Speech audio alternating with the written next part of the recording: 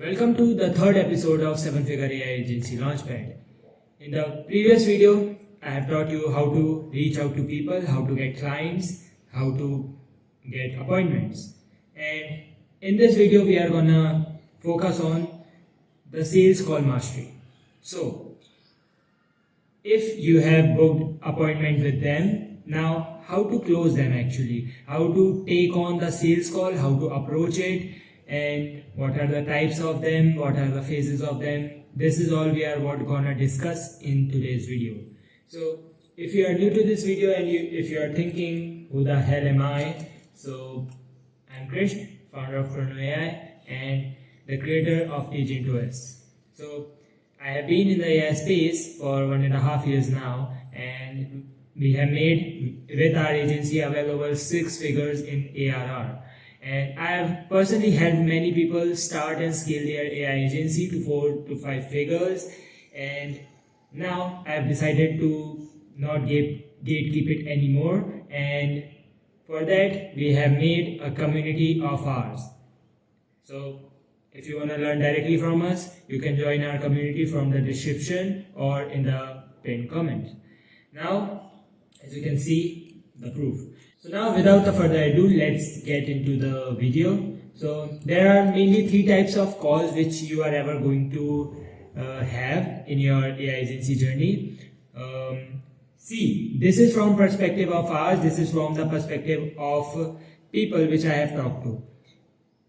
You can have either 3 calls when you are starting, you can have 1 call close, you can have 3 call close, you can have 2 call close, and even you can have more call close above than the number of 3. So it doesn't matter. This is the most common sales call numbers which I have saw in my agency and the agency I have worked with.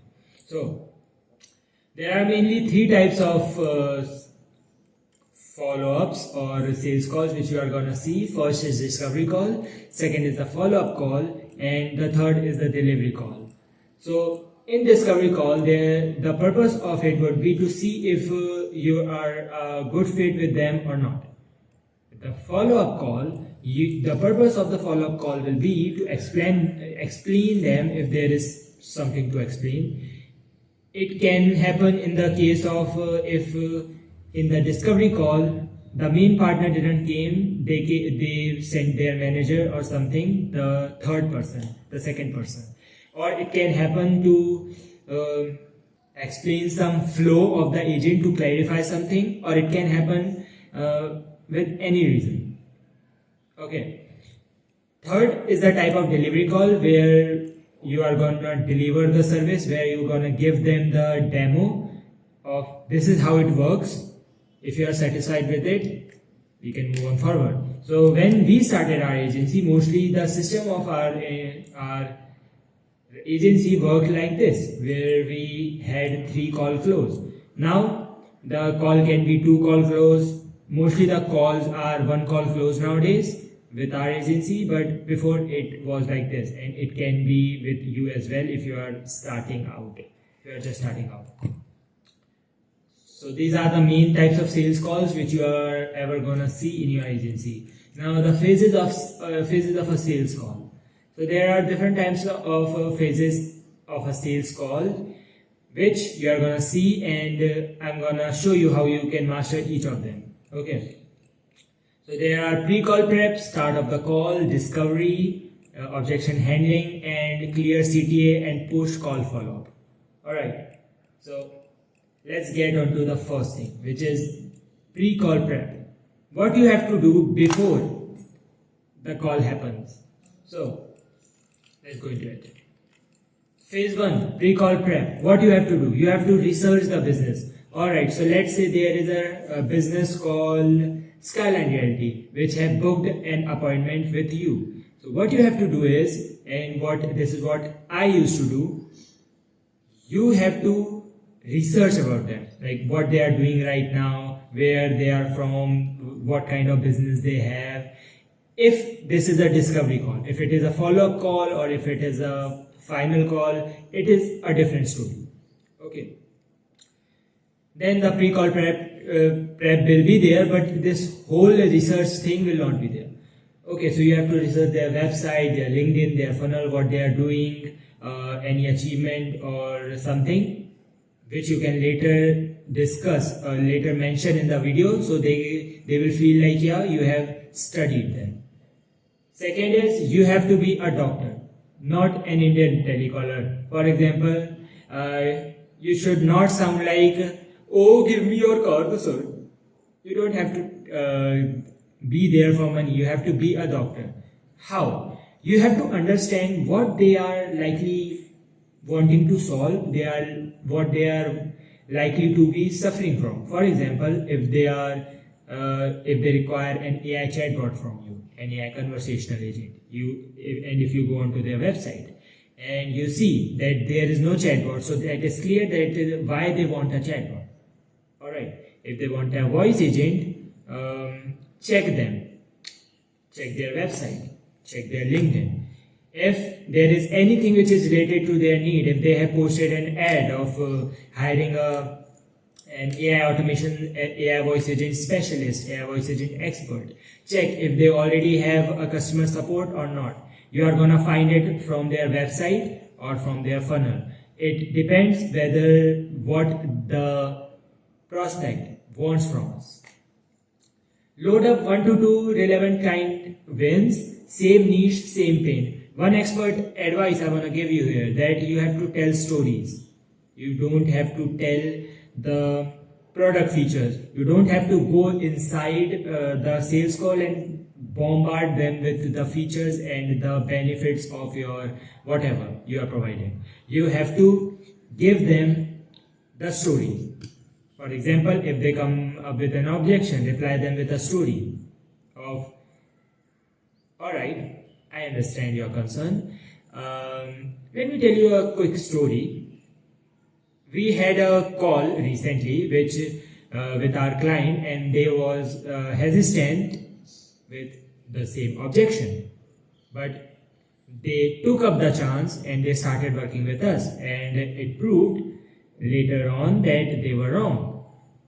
Our system turned up their whole belief system, turned around. So we kept it around the system, but you don't have to keep it around the system. You can say they were hesitant about whether the leads would be generated or not, and guess what? $100,000 worth of leads were generated in 1 month. See, you have to set one goal, because before the call you have to set up one call, whether that's discovery call, whether that's follow-up call, whether that's delivery call. You have to set up a simple goal. If that is delivery, I have to get them interested, or I have to get them to do this X thing. If that is a follow-up call, I want to get their confirmation for moving on further with this project. Or if the follow-up call is around a certain objection or certain question, you have to keep it like that. I want a clear answer to this question or this objection, or I have to get a clear answer from the partner if the partner was not present in the first call and it is going to be present in the second call. Prepare a whiteboard, having everything in simple terms. So this was an advice which I got from somebody, that you don't have to explain them the features, you don't have to explain them the benefits and the whole lot of stuff, and you don't have to make a whole long of story. No, you have to prepare a whiteboard. You can use Canva or Figma. Like this is a whiteboard, as you can see I have prepared all this. So you can use Figma, you can use Canva for this, and you have to prepare a whiteboard which you are going to explain to them, right? Either you can have a presentation or a whiteboard, but anything through which your thing can be easily simplified. It can be explained to them in a simple terms. You have to keep it like that. This was the pre-call prep. You have to keep in mind, you have to keep the mindset of a winner, that I am going to close them. I am the best salesperson. I'm the best closer. Now, obviously, that is going to do two things. Either, if you are not going to close the call, it is going to make you angry, frustrated, and you are going to improve on your sales skill. And if that is not the case, it is going to break you, and just realize that you are not going to be a salesperson like that. Pre-call prep is done. Next, the start of the call. What you have to do? You have to open like a friend, not a pitch man. Set a tone and the agenda without being stiff or salesy. For example, hey name. For example, hey Alex. Hey Alex, well, there are a ton of calls lined up for me from the next hour on. So how about we just jump right in and discuss what we are going to discuss. Okay? Or you can say, hey, how are you doing, man? They are gonna say, yeah, I'm doing great. Okay. So ask them regarding their need. For example, if they have booked a call for AI chatbot, hey Alex, so I have seen that you have booked the call with us regarding XYZ. So how are you dealing with it currently?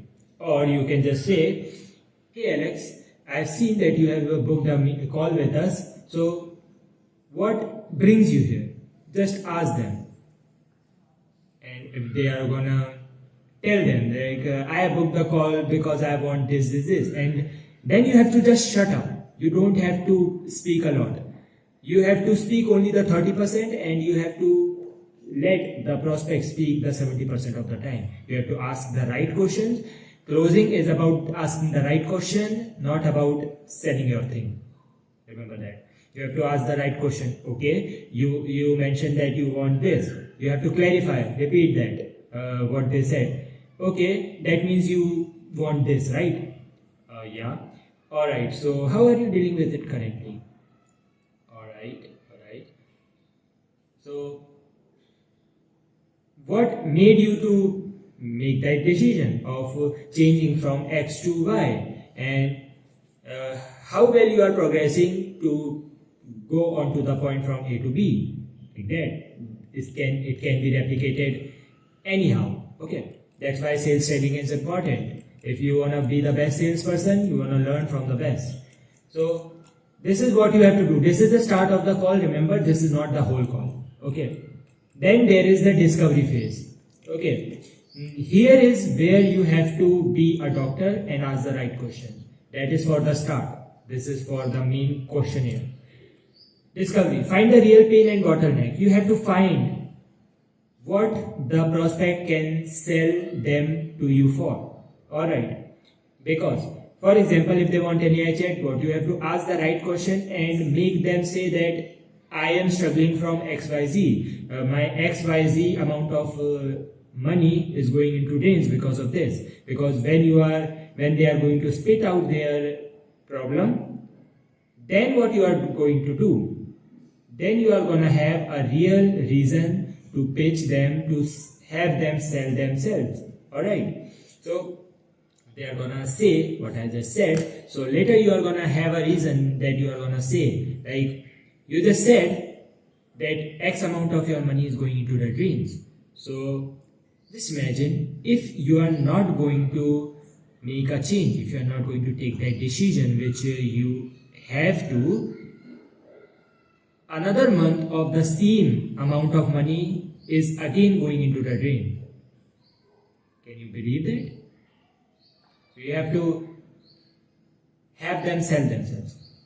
But by asking the real questions and just shutting up. Keep it business driven. Don't talk AI, talk outcome. You have to keep it simple. You don't have to include very much technical jargons, API, webhooks, and N and this and that. No, you have to keep it around the outcome. It is going to generate you X amount of leads and X amount of revenue. Do you understand? Good. Ask things like how much leads are you currently handled when they come in? How are leads currently handled when they come in? how much leads are you generating right now, what happens after someone fills the form. This is whole around the customer support, what part of your sales process feels manual or inconsistent. Your job here is to let them reveal the gap, sell themselves to you via their talking, validate them as they speak. That means you want this, right? Yeah, and you have to just set up. Objection handling. We will come on to it later. Clear CTA and post call follow up.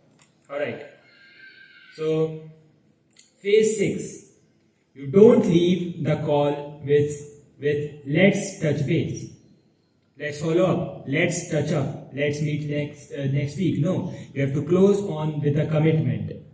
Okay, you have to give them a clear thing which they are gonna do. Okay, so you have to say, let's roll this out as a pilot this week. Or you can say, okay, I will send over the proposal to you after this call, and can you provide from your end XYZ? If they want to provide you any business information, if they have to provide you with some information, okay, some phone number or anything, give them a clear CTA, the clear next step, what is going to happen next. Okay, if they need a follow-up, say, let's not lose momentum. Do you want to circle back Monday or Wednesday at the same time? In any of the call, you have to leave them with a clear follow-up. Okay, so shall we do the next call on Monday or Wednesday at the same time? You have to give them a clear CTA. Alright, so we will need from you some of your business information, your website or anything if you have. So do send me that after this call so we can move forward according to that. Post call momentum. You have to send a recap email within the 5 minutes of the call ended. Okay, so you have to use a call recorder. Call recorder, that means which is going to record all of your meetings and all of your recorders. So we have used a ton of them, Fireflies AI, Grain AI, Fathom, a lot more. But the Fathom was the one which we felt the best. So you have to use Fathom. How to set up? Just look it up on YouTube, you are going to find it. And they also teach you how to set it up. So use Fathom, and what it is going to do, it is going to automatically send you and the attendee, the prospect, the whole summary and the clear next steps as an email after the meeting is gonna end. You have to include their pain, your proposed solution, ROI snapshot, and your next call book. You can also send them a proposal. Okay, a quotation or something which they and their team are gonna read. So if you want me to create a video on how to create a proposal for your AI agency and how to automate it, just let me know in the comments. You have to, if they need it, you can send a Loom walking through your system again. Okay, so you can send them a short Loom, 5-minute Loom. Loom is basically an extension in your Chrome browser, which you can, when you are going to activate it, it is going to directly be activated, and there is going to be a camera of yours and your screen, so you can walk them through it again. Okay, follow up with reminders. Say present, not pushy. Remember, the money is in the follow-ups. If you are gonna leave them after the first call as it is, you are gonna lose them. Anybody else is gonna get them from you. So you have to follow them up, ask them, you have to just keep the conversation going on. You don't have to lose them. Okay. Alright, so you might be wondering now, hey Krishn, why is everything so short? Why is everything so quick? We thought that it would be an hour, 2 hour long sales masterclass. So hey, let me tell you this, that this is all the basics of sales and how you have to approach each sales call. If you want to go deeper in it, in the description in our community there is everything in detail, but this is all you need to know what the basic is. Now let's go into the objection handling masterclass, because without this thing our masterclass is incomplete. So first, these are all the common objections there is, which you are going to see, which you are going to hear from your prospect. So the first is, it's expensive. So how you are gonna approach its expensive objection? So here's how you are gonna do. I'm going to role play what you have to say and what the prospect is going to say. So he says, it's expensive. Okay, no worries. When you see it's expensive compared to what? Well, I'm not sure, it just feels like a lot. Alright, so is the monthly fee bigger than the money that keeps slipping away because the things you are running aren't smooth? Yeah, it's the money I keep losing. Got it. Can I make a suggestion? Sure.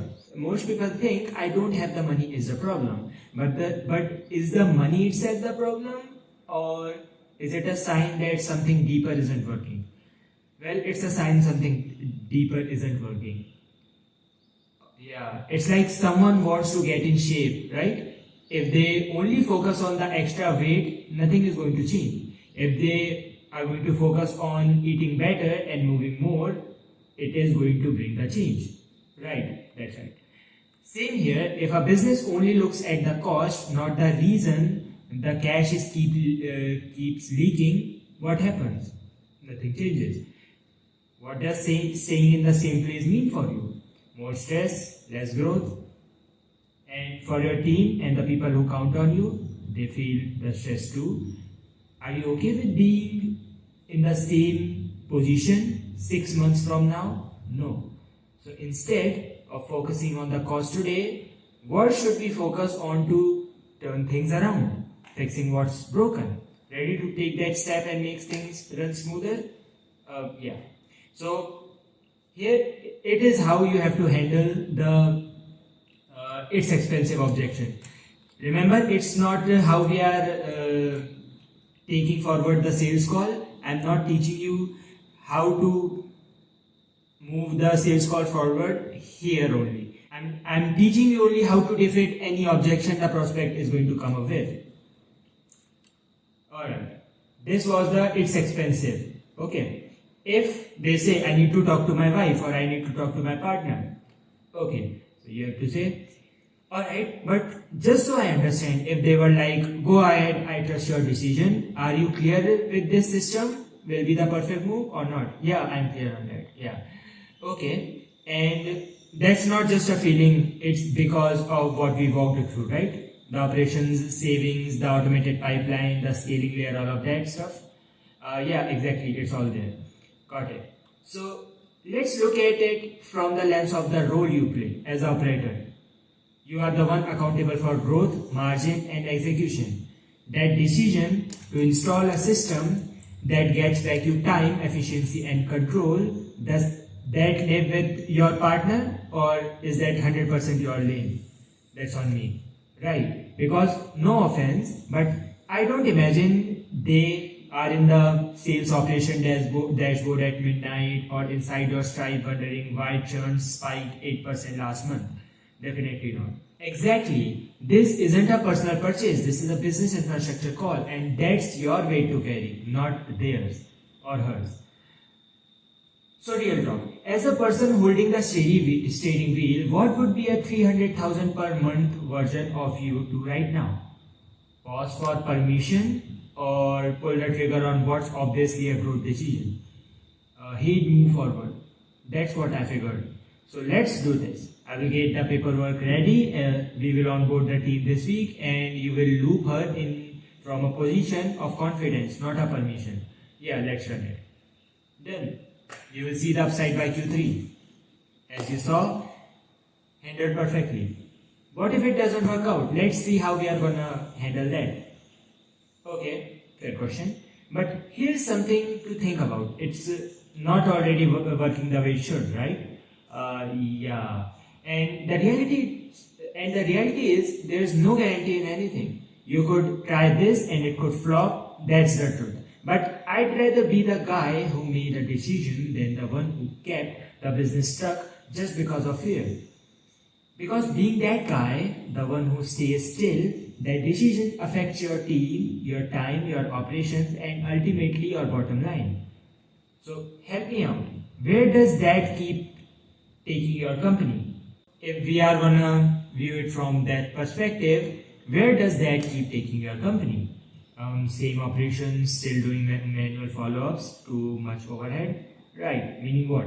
Same late night, same burnout, no actual growth. So, what do you think keep happening if you stay that guy, the one who never moved on the fix? Just more of the same, more grind, no real shift. Exactly. And what does that actually mean for you as a founder? It means I will just be stuck in the same loop, not the life I wanted. So let's be real. Are you okay with being in the same reality for 12 months, 2 years, or maybe even 5? No, not at all. So between the guy who stayed in the loop and be the one who said, let's break this and rebuild it right, who would you actually be? The one who takes the shot. Exactly. And if you look at anyone who's built something meaningful, you know what they all have in common? At some point they pulled a trigger. That's the only way things are going to be changing. But let's bring it back to you. Let's bring it back to you. Why does that version of you even matter?